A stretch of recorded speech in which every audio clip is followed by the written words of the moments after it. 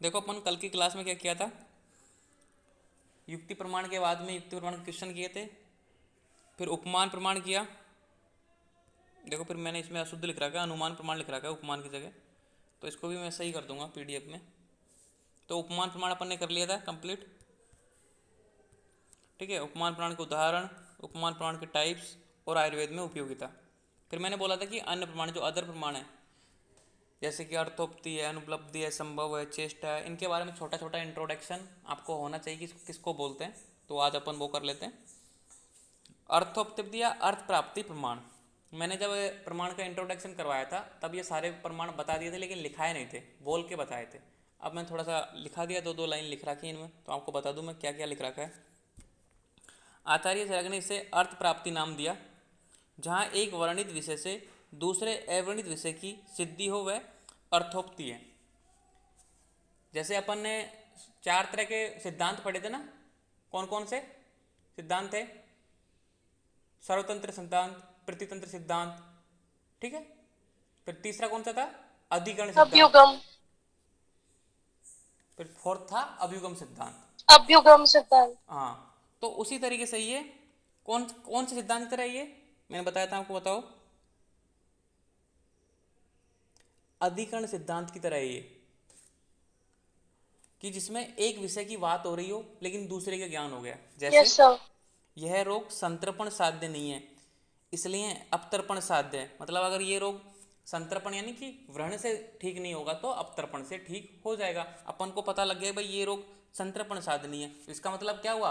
अपतर्पण साध्य है। अपतर्पण से इसकी चिकित्सा करो, कि जैसे कि वो रात को खाना नहीं खाता, इसका मतलब दिन में खाता है। जैसे कि वो रात को नहीं सोता, इसका मतलब दिन में सोता है। तो इस तरीके से दूसरी बात का ज्ञान लेना, ये क्या है? अर्थ प्राप्ति प्रमाण है।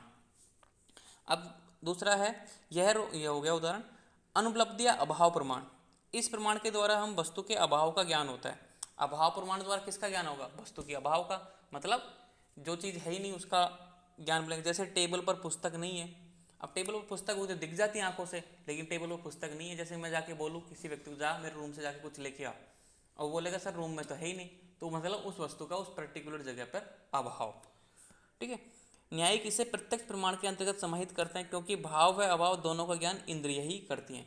तो ये बोल रहा है कि जो अपन को दिखता है वो इंद्रियों के माध्यम से होता है, और कुछ चीज़ें नहीं है तो वो भी इंद्रियों की वजह से तो ज्ञान हो रहा है कि भाई ये चीज़ नहीं है यहाँ पे। तभी तो अपन पता चला कि भाई अपन देखा टेबल पे जाके पुस्तक नहीं है, तो इन आंखों से देखने के बाद भी पता चला। तो ये न्याय दर्शन इसे प्रत्यक्ष प्रमाण के अंतर्गत समाहित करते हैं, क्योंकि भाव व अभाव दोनों का ज्ञान इंद्रिय ही करते हैं। अतः अभाव ज्ञान भी इंद्रियार सन्निकर्ष से होने के कारण प्रत्यक्ष के अंदर ही माना जाएगा। क्योंकि ये भी अभाव की जो नॉलेज है ना, अपन को इंद्रियों की वजह से ही पता लगता है कि ये नहीं है, यहाँ पे सुनाई नहीं दे रहा, या आवाज़ नहीं आ रही। ये सारी चीज़ें ना इंद्रियों के माध्यम से ही पता चलती हैं, इसलिए इसको प्रत्यक्ष प्रमाण में सम्मिलित कर लिया। संभव प्रमाण वह प्रमाण जिसमें किसी एक वस्तु के कहने पर उसके एकादेश का नहीं अपूर्ति समस्त समगत स्वरूप का ज्ञान हो जाता है। मतलब किसी एक चीज़ की बात की, लेकिन उसके पूरे मतलब होता है ना, खानदानी हिस्ट्री पता लग गई उसकी एक चीज़ से, तो उसका ज्ञान। जैसे चाकू के ज्ञान से चाकू से जुड़े बेंत या धार का भी ज्ञान।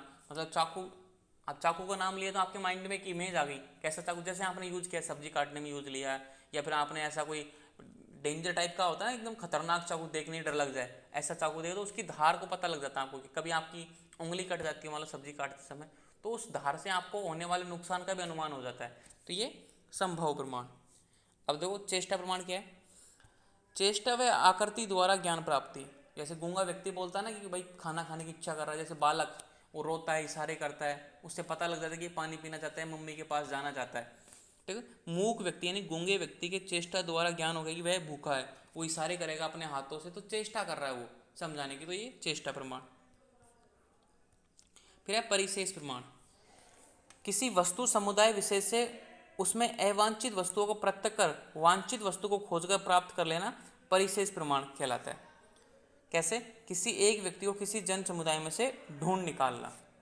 जैसे कि आपने एक मूवी देखी होगी इंडियन, सन्नी देओल की एक मूवी है जिसमें एक बहुत सारे फौजी होते हैं, उनमें से एक विलन भी फौजी के कपड़े पहन के अंदर चला जाता है। तो उनमें से एक व्यक्ति को ढूंढना होता है, तो वो क्या करते हैं कि जो अलग व्यक्ति है उसको ढूंढ लो, बाकी सबको अलग कर दो, ऑटोमेटिक सामने आ जाएगा। तो क्या करता है, इशारा करता है कि बैक टर्न, बाकी सारे बैठ जाते हैं क्योंकि कोड वर्ड पहले से सेट होता है, तो बाकी सारे बैठ जाते हैं, वो अकेला व्यक्ति बच जाता है। इस तरीके से तो किसी एक विशेष व्यक्ति को ढूंढना होता है ना, तो जो सिमिलरिटी वाले हैं, समानता वाले हैं, उनको अलग कर दो, बचेगा जो एक आ जाएगा ऑटोमेटिक सामने। तो ये परिशेष प्रमाण, मतलब शेष में लास्ट में जो बचता है ना वो परिमाण, उसको अपन को ढूंढना है। इतिहास प्रमाण, इतिहास अतीत की घटनाओं का पर्याप्त अन्वेषण के पश्चात यथार्थबोध हो जाने के बाद एवं निश्चयात्मक अवधारण होने पर किया जाने वाला क्रमबद्ध प्रकाशन है। कहने का मतलब ये है कि अपनी जो हिस्ट्री में कुछ भी घटा हो, अपने दादाजी पिताजी या फिर अपने देश में, अपने राष्ट्र में जो भी कुछ हुआ हो, मतलब एक तरीके से यथार्थबोध हो जाने के बाद निश्चयात्मक अवधारणा होने पर किया जाने वाला क्रमबद्ध प्रकाशन है। अपन किसी बुक के माध्यम से, ठीक है, किसी अपने पूर्वजों से या फिर अपने किसी भी नॉलेज के माध्यम से इसको जानते हैं कि भाई भूतकाल में ये हुआ। एक तरीके से जो अवधारणा चल की आ रही है, मतलब ऐसा पहले होता था, इस तरीके से यूज करते थे, इस तरीके से ट्रीटमेंट में यूज लेते थे, तो एक अवधारणा, पारंपरिक वंशानुगत ज्ञान, वो भी क्या है, इतिहास प्रमाण। तो ये कुछ टर्म्स थी प्रमाणों की, ठीक है, प्रमाण की, तो आपको ये याद होनी चाहिए। छोटी छोटी टर्म्स में इनका मीनिंग क्या है, नहीं भी याद हो तो भी चलेगा, क्योंकि एग्जाम में मुश्किल ही आते हैं ये। तो इस तरीके से अपना उपमान प्रमाण भी कंप्लीट हो जाता है। अब करेंगे अपन इस पदार्थ विज्ञान द्वितीय पेपर अध्याय 6 उपमान प्रमाण के क्वेश्चन।